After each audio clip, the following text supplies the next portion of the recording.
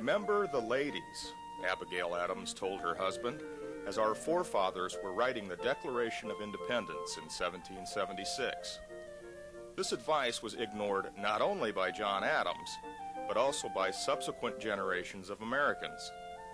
Finally, nearly 225 years later, we are witnessing a gradual evolution toward equal rights and a new curiosity about women's history. A fascinating array of female personalities have shaped the American experience. Who are these feminine icons, and why are they worth remembering? The Hoover Museum created an exhibit to answer these questions and included women from 5 centuries of American history. In the exhibit and in this program, 106 women, both famous and infamous, are represented by historical documents and rare personal memorabilia loaned to the museum from across the nation. Over 100 sources responded to the search, and items arrived from individuals in museums, historic sites and homes, libraries and archives, organizations, and places of business. The concept that women were inferior to men held sway for centuries, regardless of the fact that females worked alongside males in the fields and forests, as well as tending to household duties. Though their employment options were limited, single women had more legal rights than those who married. A colonial woman who wed gave up her possessions to her husband, could not own property, and was forbidden to speak in public. Nearly 2 centuries before the Revolutionary War, Pocahontas, a Native American princess, became an emissary between her people and those who settled the colony of Virginia. The first Native American to convert to Christianity, she learned to speak English, married a colonist, and died at the young age of 22.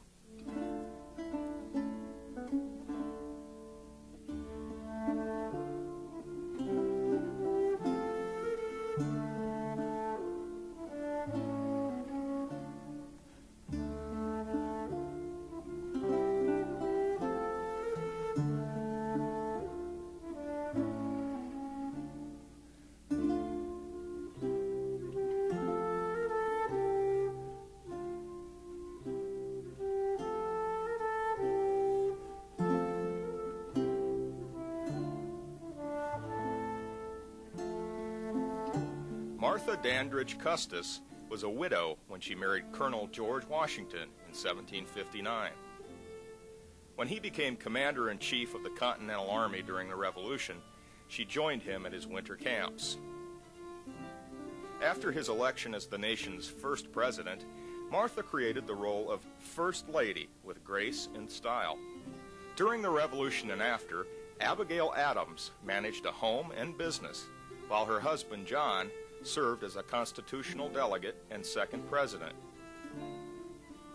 After her husband's term, she helped groom her son, John Quincy Adams, to be 6th president. Her message, "Remember the Ladies," was a reminder to her husband and other congressmen that women made it possible for them to pursue their dreams. Though born into a wealthy family, Elizabeth Seton experienced frequent tragedy. At age 29, she was a poor widow with 5 children, but she believed that God had a plan for her. An Episcopalian, she converted to Catholicism and opened schools for girls in New York and Baltimore, thereafter devoting herself to educating Catholic children. In 1976, she was canonized as the first Catholic saint born in America. In the decades before the Civil War, the United States experienced enormous social and economic changes. Pioneers crossed the Appalachian Mountains to start new lives. After Lewis and Clark charted the Louisiana Territory, westward expansion continued all the way to the Pacific Ocean. In 1805, Lewis and Clark hired a French-Canadian trapper and his Shoshone wife, Sacagawea, to act as interpreters with Native Americans they would encounter. During the expedition, the Bird Woman performed daring rescues and provided a diplomatic bulwark against warfare with other tribes. Though she died at 25, and no sketches or personal artifacts exist, there are more statues of Sacagawea than any other woman in American history.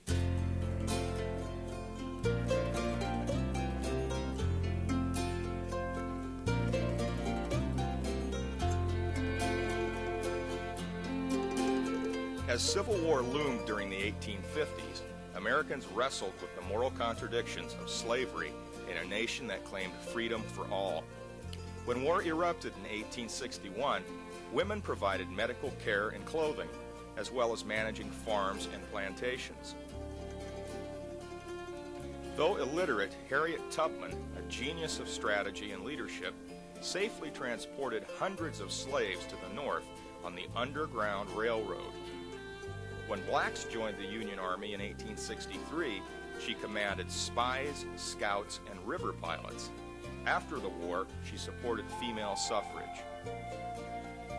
They were not soldiers, but Harriet Beecher Stowe and Clara Barton both fought many battles. Stowe's writings on slavery, particularly her novel Uncle Tom's Cabin, touched millions in the North and enraged just as many in the South. When the Civil War began, Clara Barton joined the Union cause, risking her life to assist surgeons and run supplies on battlefields. Later, she served 22 years as president of the American Red Cross. During her lifetime, Barton became the most decorated woman in the United States. Authors Emily Dickinson and Louisa May Alcott, who wrote during the same period, were as different as two women can be. While Dickinson lived as a recluse, Alcott was a tomboy who sought adventure.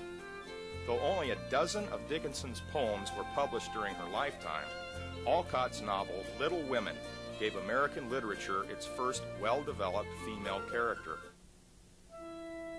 These two Marys were tied to the life and death of the 16th president, Abraham Lincoln. Mary Todd shocked her well-to-do family when she married Lincoln. She then helped to advance his political career all the way to the presidency. Following his assassination in 1865, she traveled the world seeking comfort, but found none. After John Wilkes Booth shot Lincoln, he picked up guns at a tavern owned by Mary Surratt, who pleaded innocent to complicity in the crime. Nonetheless, she was found guilty and hanged on July 1st, 1865, becoming the first woman ever executed by the United States government.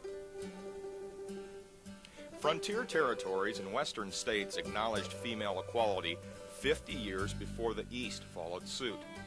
During the last 3 decades of the 19th century, there was great need for social reform. Women worked more than 10 hours a day, 6 days a week, but were paid half as much as men, and then had to manage the home as well. Laura Ingalls Wilder's Little House books have been enjoyed by millions of readers. Vivid descriptions of prairie landscapes and pioneer life have made this series a classroom standard. Born Phoebe Ann Moses, Annie Oakley worked on a farm to help pay her family's mortgage before achieving fame as Little Sure Shot with Buffalo Bill Cody's Wild West show. She thrilled audiences throughout the United States and Europe with her fabulous shooting skills and rodeo stunts.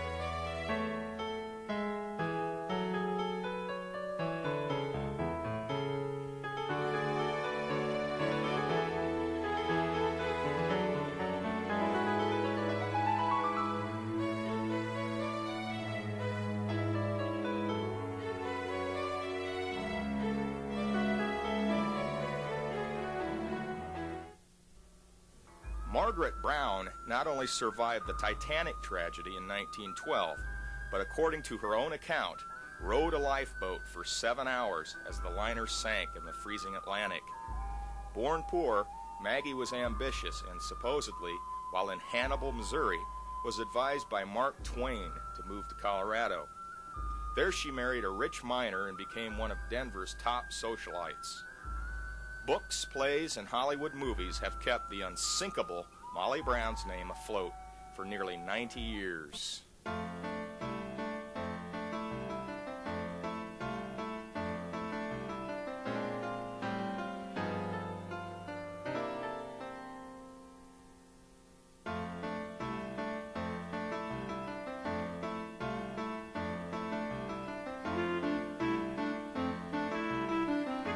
Two women were the driving force behind the women's rights movement. After fighting separately, they joined forces in 1851. With eloquence and determination, Susan B. Anthony and Elizabeth Cady Stanton became the most powerful team in the history of American women. While Miss Anthony was the organizer, Mrs. Stanton was the philosopher. For more than 50 years, they pushed for women's suffrage, more liberal divorce laws, and co-education.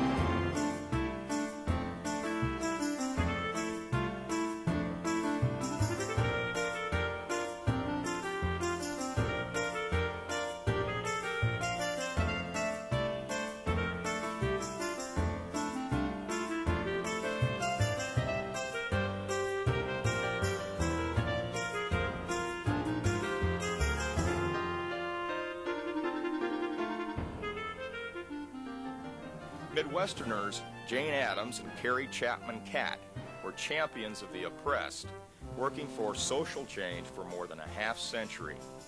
Addams founded Hull House, a community center in Chicago, where she inspired improvements in municipal sanitation, schools, and the juvenile courts. Prior to World War I, when her pacifist beliefs destroyed her popularity, she was the most famous woman in the United States. After being widowed, Iowan Carrie Lane Chapman organized for women's rights. After marrying George Catt in 1890, she agreed to campaign for women's suffrage 4 months a year. Her efforts helped lead to the 19th Amendment, which gave women the vote in 1920. Each decade from 1920 to 1950 ushered in turbulent changes. The meaning of equal rights for women changed with the times. Proclaiming an age of liberation, young women of the Roaring Twenties wore short hair and short skirts, danced and partied all night long. But truly independent girls flocked to the workplace, only to end up in a narrow range of low-paying jobs.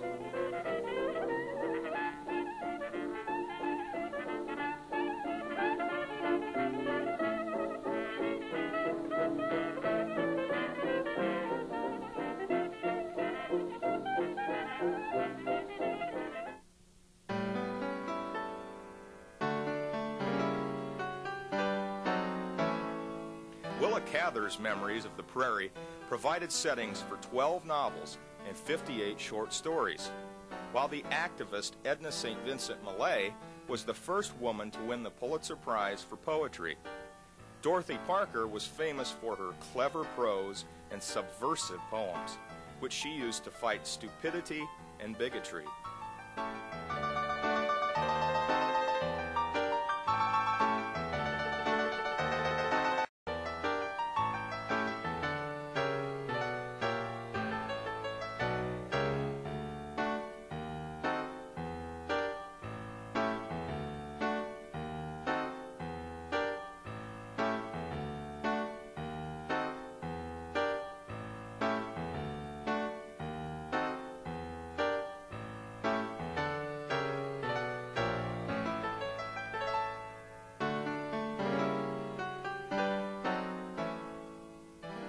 First Ladies Grace Coolidge and Lou Henry Hoover were warm and charming women, in contrast to their more taciturn husbands. After working as a teacher for the hearing impaired, vivacious Grace Goodhue married austere Calvin Coolidge. Although forbidden to give interviews, Grace supported social causes by meeting outstanding women in all fields. Lou Henry Hoover enjoyed outdoor life and spent 25 years with the Girl Scout movement. As First Lady, Lou quietly aided Depression victims and was the first to desegregate White House social functions. American Juliette Gordon married Englishman William Lowe and became a British socialite. Through the influence of Boy Scout founder Sir Robert Baden-Powell, Lowe established the Girl Scouts of the USA with only 18 members in 1912. Beginning in Savannah, Georgia, the now deaf Lowe brought together girls from different classes, races, and abilities, instilling confidence that women can develop their talents to the fullest. At the age of only 19 months, Helen Keller suffered an illness that left her profoundly deaf and blind. But she overcame these disabilities with the help of Annie Sullivan, a devoted educator who taught her to read and write in Braille. After learning to speak in a primitive fashion, Helen graduated from Radcliffe College in 1904 and devoted herself to a range of causes, including socialist politics, women's suffrage, and a campaign against U.S. entry into World War I. During the Depression of the 1930s, working women were accused of taking jobs from unemployed men. High family desertion rates left many mothers alone, with little money to care for children.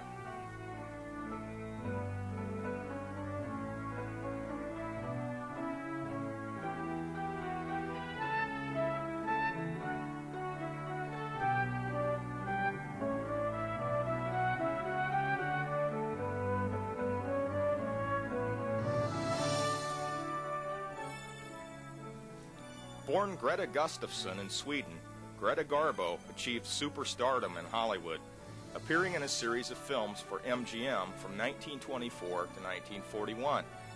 Combining allure with iciness, she was cast in many silent films and such talkie classics as Camille and Ninotchka. Garbo's ego was as large as her star. During the filming of Anna Karenina in 1935, she refused to sign an autograph for Basil Rathbone, the highest-paid freelance actor in Hollywood, who was playing her husband. In 1941, Garbo retired to live in seclusion for 5 decades. The niece of President Theodore Roosevelt, Anna Eleanor Roosevelt, taught at a New York settlement house before marrying her distant cousin, Franklin Delano Roosevelt. As her husband became involved in politics, Eleanor threw herself into social causes, and when Franklin was stricken with polio in 1921, she became his devoted assistant. During FDR's 12 years as president, Eleanor redefined the role of First Lady. Supporting programs for welfare, employment, and racial equality, she later was a delegate to the UN and chaired President Kennedy's Commission on the Status of Women. She has been called the most influential American woman of the 20th century. Amelia Earhart is remembered today because she vanished during a round-the-world flight in 1937. But this event overshadowed her true accomplishments as one of the most renowned and daring women of her day. Earhart cut a dashing figure in male-style clothing, but was proud to be a woman. Dubbed Lady Lindy, she was the first woman to fly solo across the Atlantic. She broke aviation records and received many awards.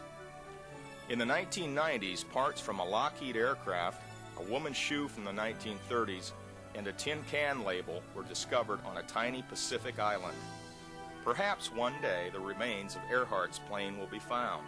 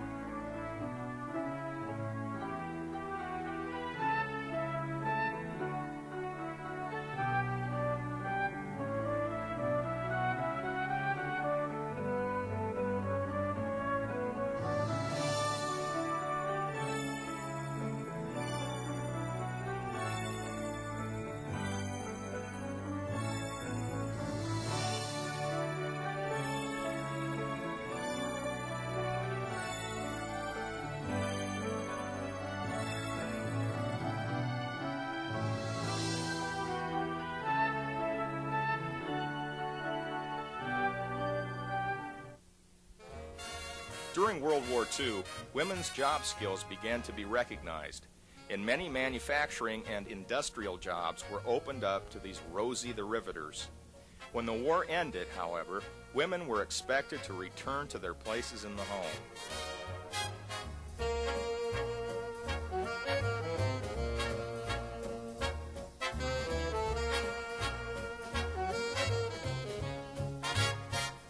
By 1950, millions of World War II veterans had married their sweethearts, returned to college, and settled in suburbia.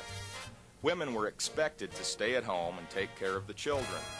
For most of her life, Mamie Eisenhower was an Army wife, moving 30 times during 53 years of marriage. She devoted herself to making a home for her husband and son. As First Lady, Mamie was a sublime hostess, but never said a word about administration programs. Whatever she had to say about governing was told to Ike in private.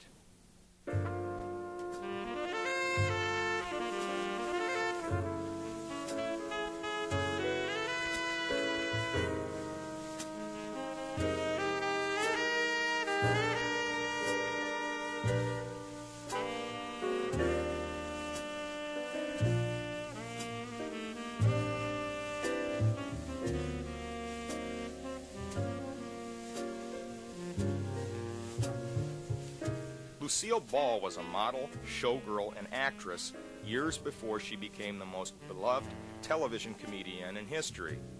With her husband, Desi Arnaz, she founded Desilu, which began producing I Love Lucy, the first TV situation comedy, in 1951.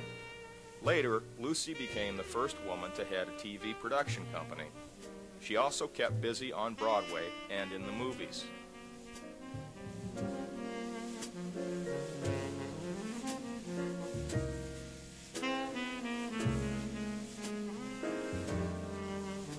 Ethel Rosenberg and her husband Julius were convicted of providing atomic information to the Soviet Union. Appeals were written to President Eisenhower to commute their death sentence, yet he wrote, "Application denied." In June 1953, Ethel and Julius were executed in the electric chair at Sing Sing prison. According to recent evidence found in Russia's KGB archives, it is now confirmed that Julius gave secrets to Moscow, while Ethel was little more than a witness. In 1955, Montgomery, Alabama native Rosa Parks was arrested for refusing to give up her bus seat to a white man. Her action resulted in a boycott of the city's bus system by every black citizen, 70% of all passengers, led by 25-year-old Martin Luther King Jr. Within a year, the Supreme Court ruled that bus segregation was unconstitutional. However, Rosa lost her sewing job and moved to Detroit, where she continued to work for civil rights issues. In 1987, she founded the Rosa and Raymond Parks Institute for Self-Development, which offers guidance to young African Americans. Alarmed by the reckless use of pesticides, marine biologist Rachel Carson wrote the 1962 book Silent Spring, which sent shock waves throughout the United States. Chemical corporations threatened lawsuits, but the book launched the modern environmental movement.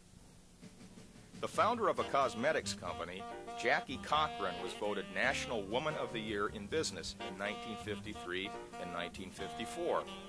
A decade earlier, she organized the Women's Air Force Service Pilots to ferry Army bombers across the Atlantic. In 1953, she worked with Chuck Yeager to fly the F-104 Starfighter, becoming the first woman to break the sound barrier. When she died, Jackie held more aviation records than any other U.S. pilot, male or female.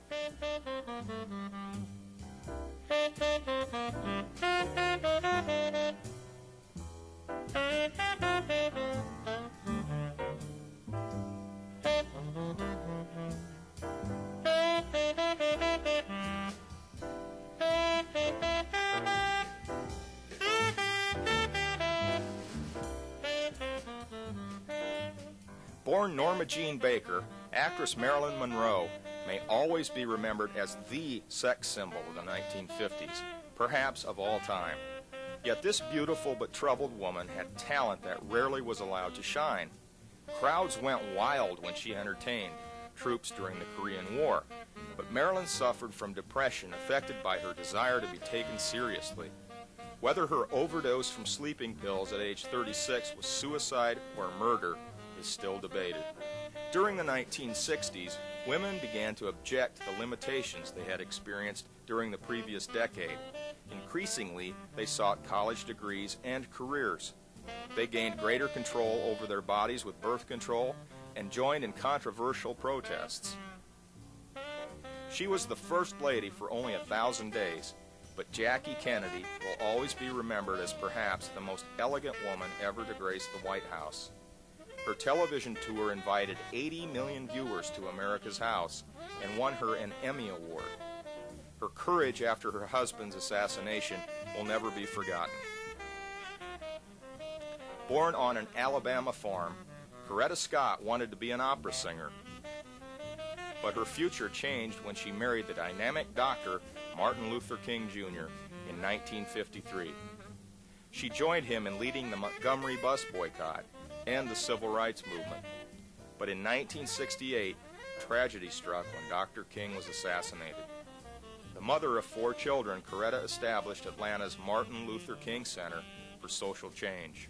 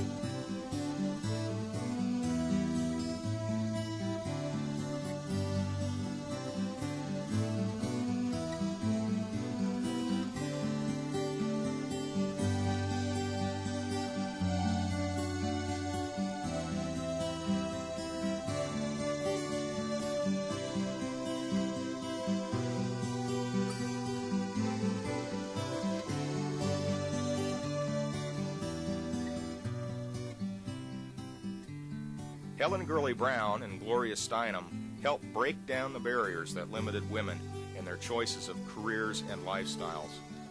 After writing the popular book Sex and the Single Girl, Helen Gurley Brown became editor of Cosmopolitan. During her 31 years with Cosmo, she made it the most popular women's magazine, though it was criticized both by feminists and religious leaders. For 3 decades, Gloria Steinem has been a leader of American feminists. In 1972, she founded Ms. Magazine, a popular platform for American feminism. She also co-founded the Women's Action Alliance and the National Women's Political Caucus.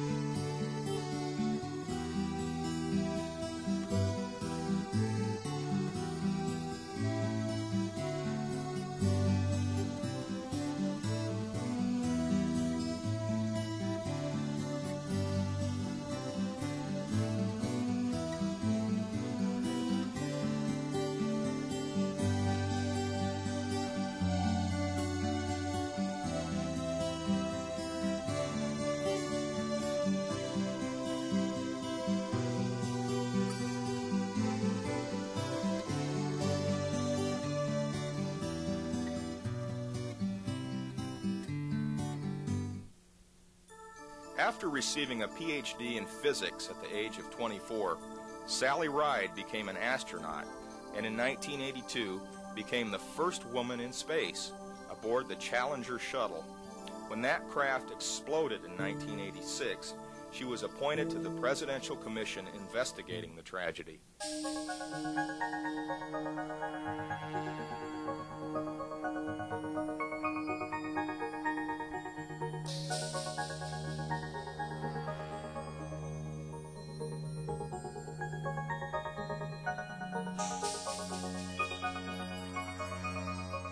Today's women are taking leadership positions in nearly every field, while also serving as primary caregivers for most families. As the 21st century begins, the definition of feminism means different things to different people.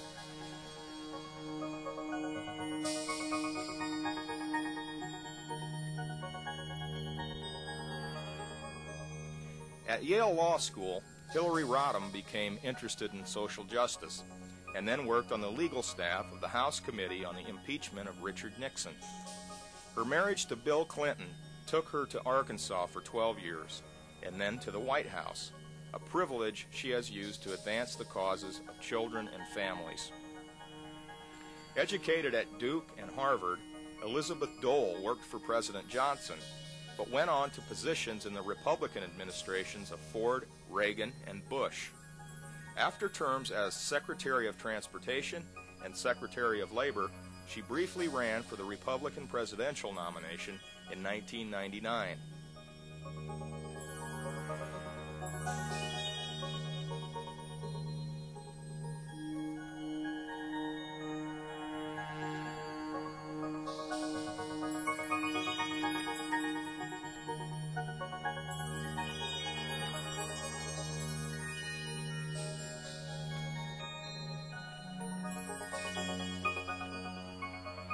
People magazine called Mary Engelbreit the Norman Rockwell of the 1990s. Her whimsical artwork combines nostalgic images with colorful designs, adorning 1,000 different products. Mary wanted to illustrate children's books, but turning to greeting card designs eventually struck it big.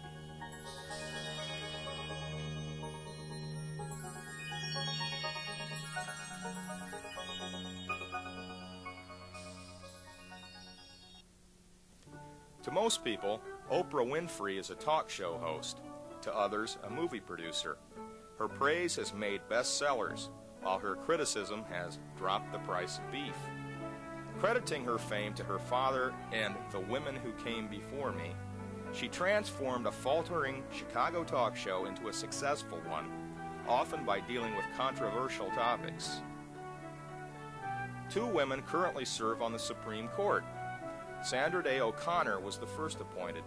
A Republican, she was on the Arizona Court of Appeals when Ronald Reagan nominated her to the Supreme Court in 1981. Ruth Bader Ginsburg, a Democrat, was the second appointed. A judge on the U.S. Court of Appeals, she was nominated by Bill Clinton in 1993. Though they come from different backgrounds, they both have taken moderate positions on court cases. Janet Reno attended Cornell University and Harvard Law School, but her gender made it difficult to find employment as an attorney. Focusing on criminal justice, she became a state attorney and then U.S. Attorney General for Bill Clinton. Though her term has been marked by controversies, she has made progress in several important areas.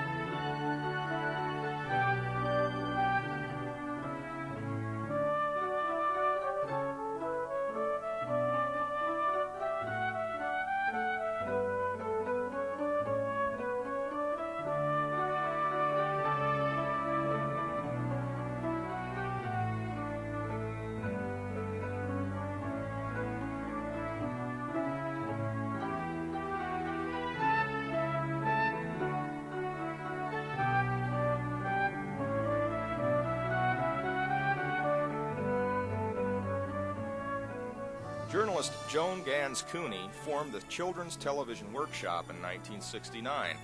As seen on Sesame Street, her formula combines education with popular entertainers. Stars like the Muppets and Bill Cosby teach basic concepts, and the diverse cast, such as Kermit the Frog and Ray Charles singing "It's Not Easy Being Green," shows children that they can look beyond appearances. Cooney's work, including her creation of Big Bird, is a gift to the world.